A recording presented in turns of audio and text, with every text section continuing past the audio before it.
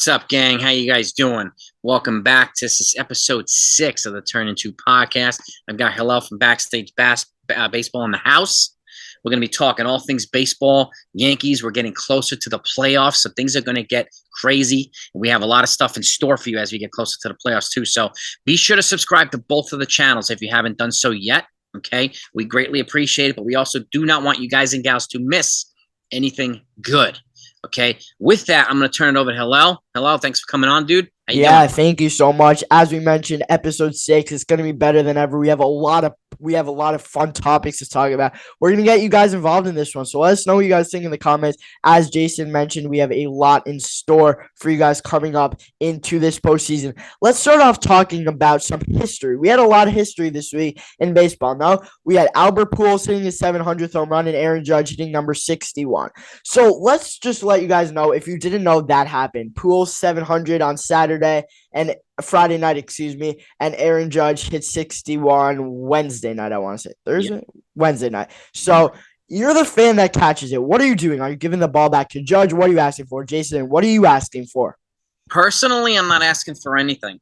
I would just rather just give it to him if I could get a photo with him. I personally, and this is me, people think I'm nuts, but I don't want to monetize somebody else's historic moment. So I want to let him do whatever he wants. Just like Pujols said, whatever the fan can have, he wants. Both of these guys hit their home runs away, not even at home. So there's still a chance for Judge to get 62 at home now since they're home. But I would just give him the ball, and if he's willing to take a photo of me or sign an autograph, I'm cool with that. I'm not going to ask for $100,000 or try to ask for season tickets or anything like that. This is his moment, and I don't want to take anything away from it. That's the way I. What about you? What would you do? All right. So with all due respect, I'm going to take a hard disagree on that. So what I'm doing. So first of all, I see that there's a fan who offered $2.5 million for this. So it's hard to pass on that. But I don't think I think I'm gonna pass on that. Here's what I'm asking for. I'm not asking for nothing. That's very generous of you to ask for nothing. I'll probably ask for some postseason tickets. Nice little there. I'm probably asking for $100,000 to charity and some autographs. That's probably what I'm asking for. Well, charity is nice. That's a generous gesture. So, I mean, if they're willing to do that, I would do something like that for a charity. But I don't want to pocket money from somebody else's achievement. So. Yeah, I completely understand as well. Let us know what you guys think in the comments. If you are not subscribed to Jason Schilling yet, do that right now. Hit that notification bell. Backstage Baseball over here. We're trying to get some Apple, Spotify stuff going. That takes a little while, so I'm going to start working on that a little over the weekend, and we'll let you know if we got anything up on that. Right now, topic number 2. Let's talk a little bit about a trade to watch for this offseason. Mine is a banger. I'm really excited to say it. Jason, let me know yours first. If it's a Yankee trade, I'm looking for them to trade for a starting pitcher, probably Pablo Lopez or somebody at that level or somebody. I mean, Pablo Lopez is probably my number one target, or David Bednar, power reliever. They have some, at least two relievers who are not going to be here next year, right? Britton and Chapman, maybe 3 with Miguel Castro because he's a free agent as well. I think getting a guy like David Bednar, getting a power arm to add to that bullpen would fortify it. Even with Michael King coming back, I still think that's going to be a significant trade. Or Pablo Lopez, who they already discussed a trade about him at the trade deadline. It fell through. So, and I am of the opinion that getting another starting pitcher will be a wise idea for the Yankees. No guarantee that Taillon comes back, right? No guarantee they exercise the option on Severino either. So, one way or another, I think a trade for a pitcher is probably going to be the way the Yankees, at least what I'm thinking about. What about you? All right, I got a mad hot take, and this is going to even go even better if the team that I'm talking about doesn't make the playoffs. Well, they actually have clinched the playoffs, but if they don't go far in the playoffs, the Blue Jays getting Shohei Ohtani in a trade, that's just something that feels engraved for the Blue Jays to do. They want to get that. They want to get to what Vlad calls the quote-unquote movie season that they're looking to find still. And I think Shohei Ohtani would do them so much good. They have a bunch of prospects that they can really go out and get. Obviously, they used a bunch on the Whit Merrifield package and the Matt Chapman package. But if the Blue Jays can put together a package that intrigues the Angels, I don't think it's a bad idea. I like your idea with the Yankees getting a starting pitcher, but obviously, I think that's definitely something that's got to happen for the Yankees to go out and get starting pitching. I want to see how it shapes up this October, but for the Blue Jays to get Shohei Ohtani, I feel like it's such a Hollywood scripted moment. I think it would cost at least Teoscar. It's going to cost them a lot. Teoscar and probably Bichette, a bunch of either prospects. Bichette or Biggio or something. Yeah, maybe Bichette. It's going to cost them an absolute ransom to get an Otani. But and I'll tell you this, if that trade happens, I think the Yankees have to up their trade. Yeah, definitely. Because that's a monster. That could change the whole landscape of the AL East. The Yankees would have to do a huge trade, I think. But that dude, I never thought about that. That's a crazy one. Yeah, yeah, that's something I that's gonna hold me hostage for the next until we get to the end of the offseason, until the trade deadline next year. I'm gonna be thinking about that. So I'm gonna be all over the place. So for let's talk a little bit about the Mariners. We haven't given them a lot of credit on the show, and I really do want to give them credit because they put together a phenomenal season. They've rebounded from a rough start. I'm so happy. I keep raving about this because they were my World Series prediction. No, I don't think they're going to go that far in the beginning of the season. But I'm really happy that the Mariners are doing something. Their defense is elite. Their pitching is phenomenal. So, what do you think the Mariners' advantage is in the postseason? I think their starting pitching and defense is really a big advantage. Defense is something very underrated in the postseason, and errors could really, really bite you. Well, I think having Luis Castillo there really boosts their chances at a short series. I don't think anybody's going to want to face him twice, so which would be not good for opposing teams. Their defense is quite well, and if Julio Rodriguez is healthy and he's productive as well, they have enough weaponry on the offensive side too to be competitive. I mean, they are in the wild card scenario right now. They are the third team on the line, so they could be knocked out, but I don't see it happening. I'm not sure if the Orioles have enough to overtake them. So I do see them being in the playoffs. And I'm not exactly sure who they would play in the first round, to be honest with you. But I believe they play the Rays right now. Or the Blue Jays. The Blue Jays. It could be one of those with the wild card, winner. Which I would take. I would if I'm in the Yankees facing them, it's probably going to be an ALCS. The team I worry about more is the Guardians. So and we'll talk about that later, but I worry about the Guardians more than I do the Mariners. But the Mariners are impressing the heck out of me. And that was a bold trade, a necessary trade. And I'll say this, they are going to be big players in free agency this offseason. All right. So let's get to our World Series predictions a little bit because I'm really excited to get my take on this. And I'm going to start off first here just because we're coming fresh off this team. I got the Mariners beating the Dodgers in 6 games. That's like as hot takes go because they got that starting pitching, and I really think they can do it. Beating the Dodgers is a tall task, but I think they'd have to get past the Yankees in the ALCS. I don't want to pull off my biasness here with the Yankees, so simply I'm gonna go with the Mariners in 6 games. I think it's going to be an elite series. I can actually flip it to 7 games. I'm going to flip it to 7 games. I think it's going to come down to Luis Castillo. I'm not going to say Kershaw because that would just pain me if he loses in Game 7. So I think it'll be some sort of Dodgers pitcher, mix of Andrew Heaney, Tyler Anderson coming out for the Dodgers, and the Mariners will throw out Luis Castillo. The Dodgers are a sick team, but I think the Mariners, if they win the World Series, I'll be in heaven. Actually, no, I can't say that. I need the Yankees to win the World Series. Then I'll be in heaven.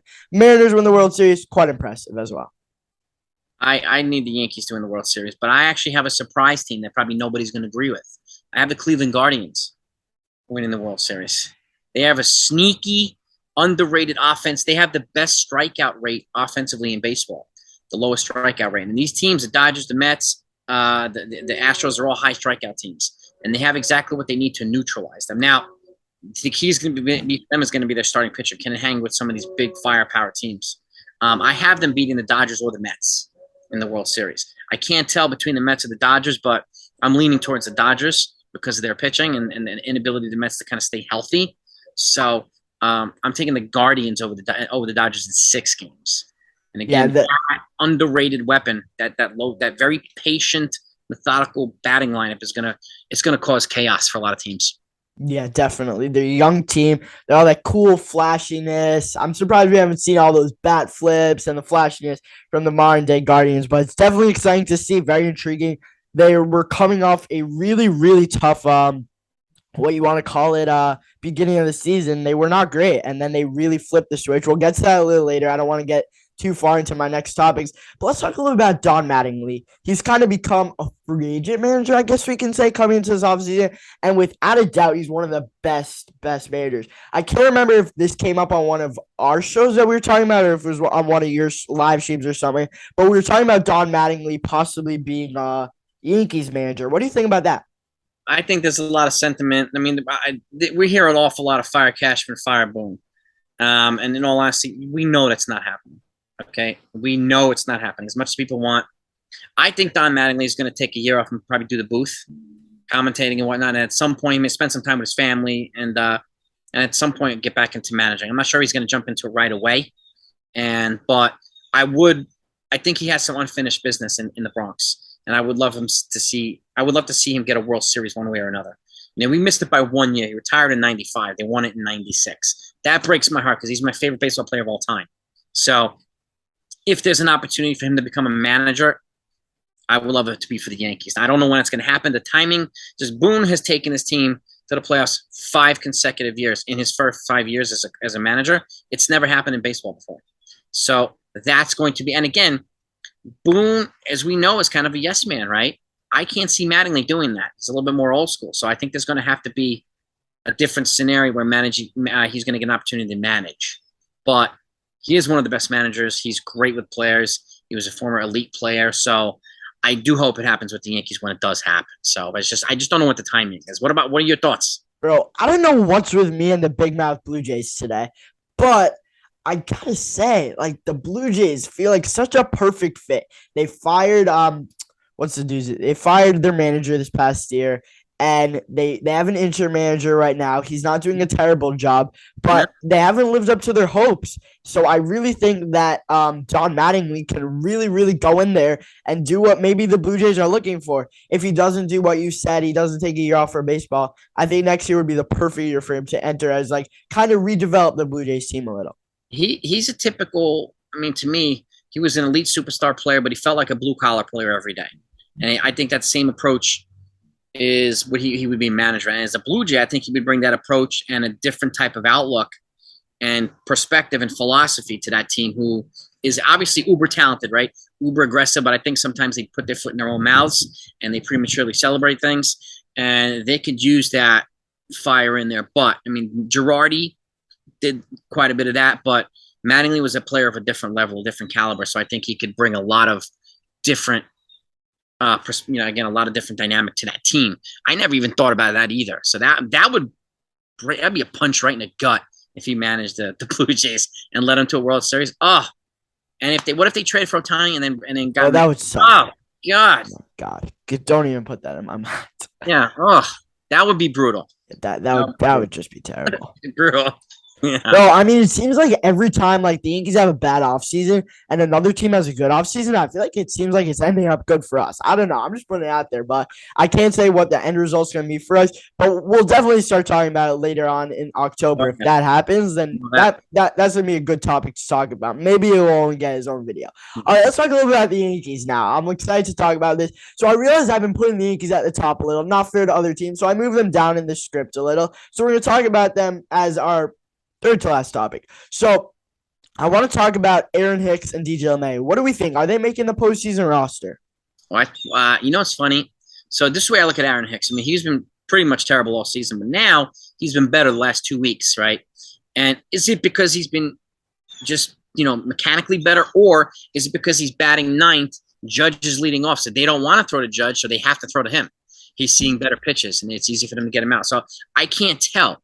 If it's a combination of the two. I'm happy he's hitting the ball here, doubles, home runs, and whatnot. But I can't tell. But if I have to go between, if I have to pick between him and Tim LeCastro, I'm picking LeCastro at this point.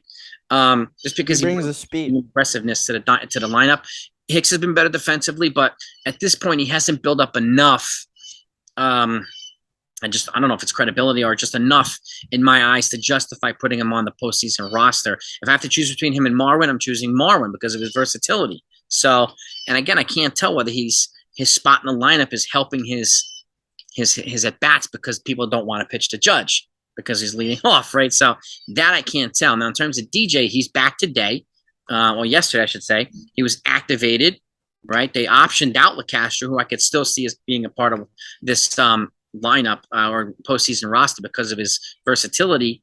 I could see. I mean, if he hits and he's productive, then I could see him being there.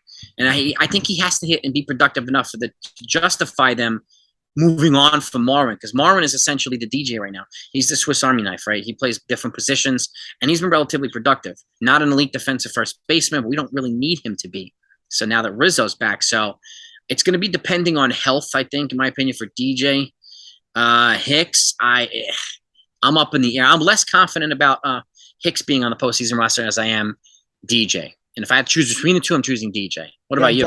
Definitely. I need DJ to come back at full strength. If he's coming back like not even full strength, 80% I need him to come back. If he's coming back like he was in the right before he got injured, that was terrible, DJ.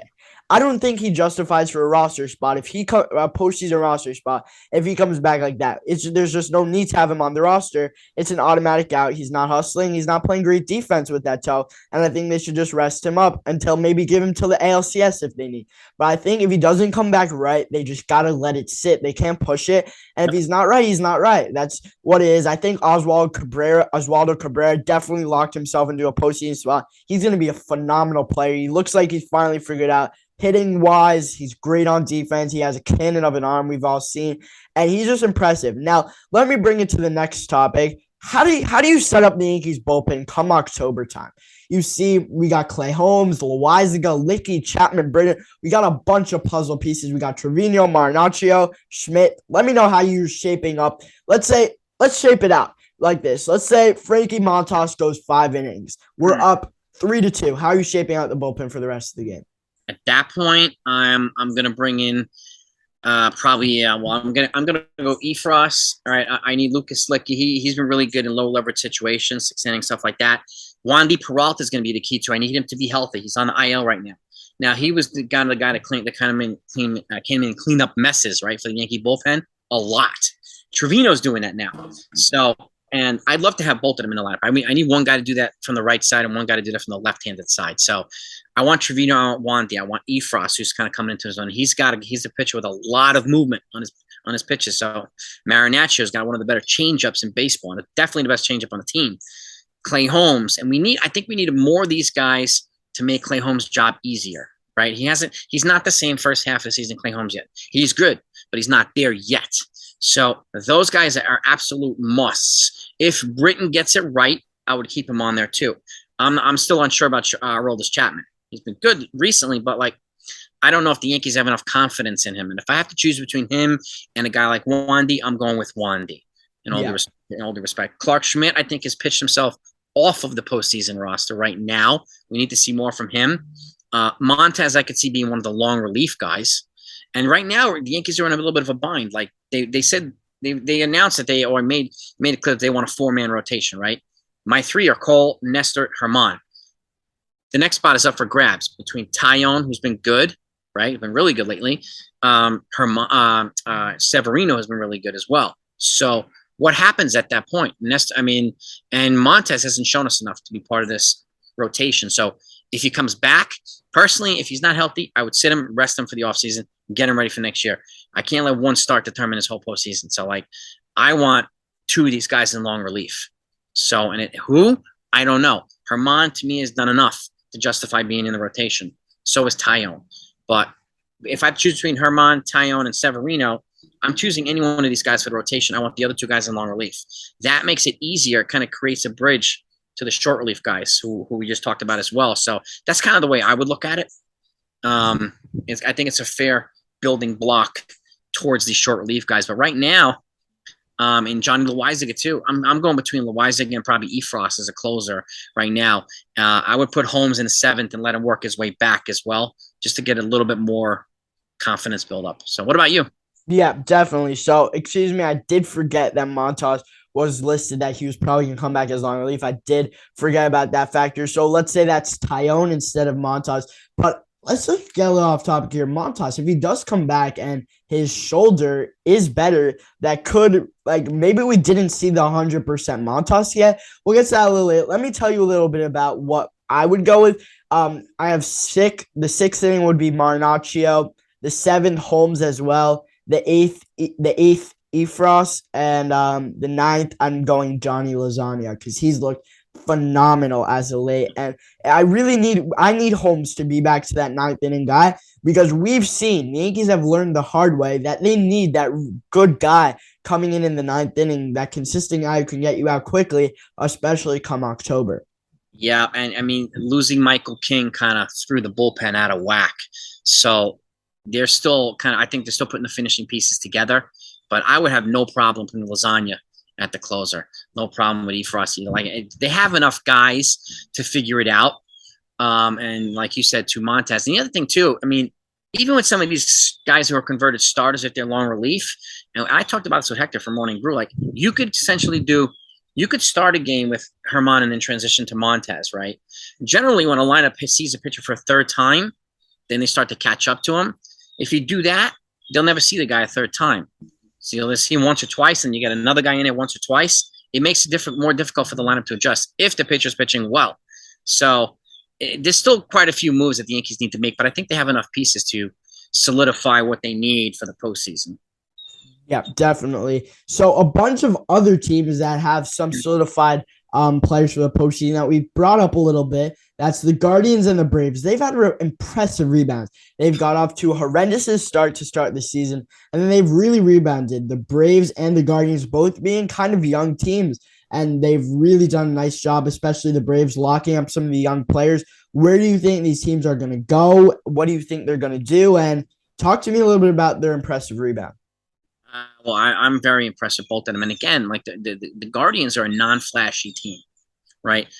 Not filled with superstars. I mean, Jose Ramirez, you got Shane Bieber, a couple guys like that, but they're filled with just really, really good role players, and they mesh well. It's a fundamentally sound team, just like the Braves. Braves have some high-end players, but they did lose Freddie Freeman. They replaced him with Matt Olson. Not a bad replacement there. So, and the other guys, they've got, again, a quality starting rotation, excuse me, of who are the guys?